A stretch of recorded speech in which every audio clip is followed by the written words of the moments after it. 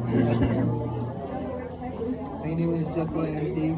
I'm here to demonstrate the assessment of the abdomen. First, identify the patient.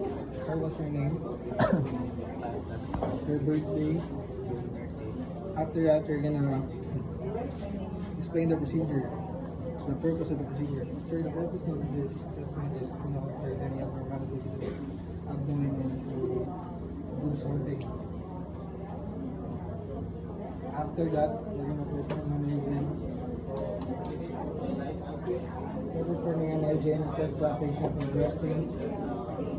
After assessing for dressing, assist the patient in a supine position and expose the abdomen. After exposing the abdomen, we're gonna extract the abdomen for rashes, wrinkles, scars, masses. Then we're gonna auscultate for the vowel sounds using the diaphragm.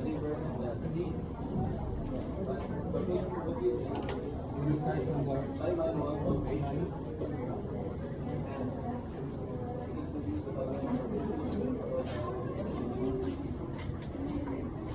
after auscultating for the vowel sounds, we're gonna move to the vascular sound using the bell of the stethoscope.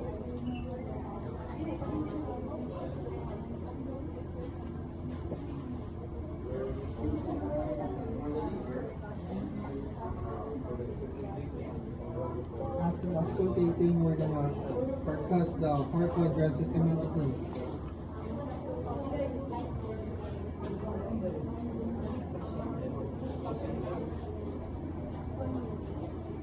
Percuss for code. After percussing, we're gonna palpate lightly, then deeply, and palpate the painful part last. Sir, are you experiencing any pain in your abdomen? Palpate lightly first.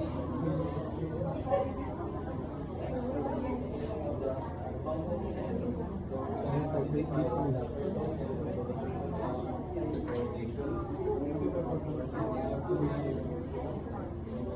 After that, we're gonna palpate for the kidneys.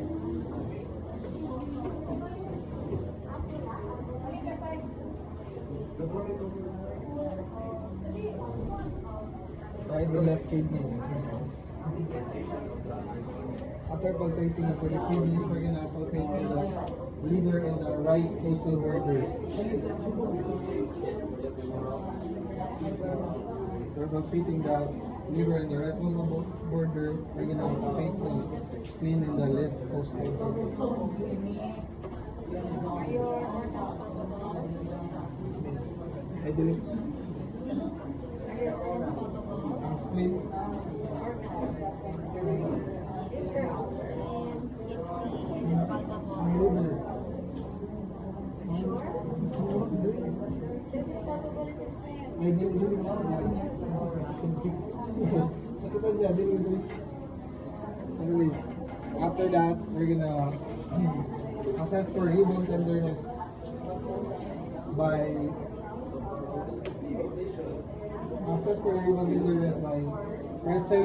pressing and withdrawing quickly. After that, we're gonna assess for that.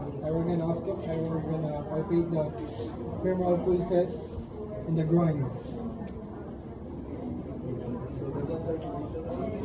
After palpating, we're gonna auscultate.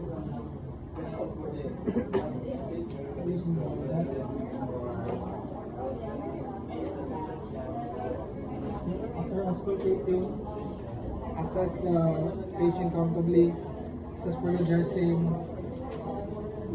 assess the patient comfortable position, and okay with findings, perform the hygiene.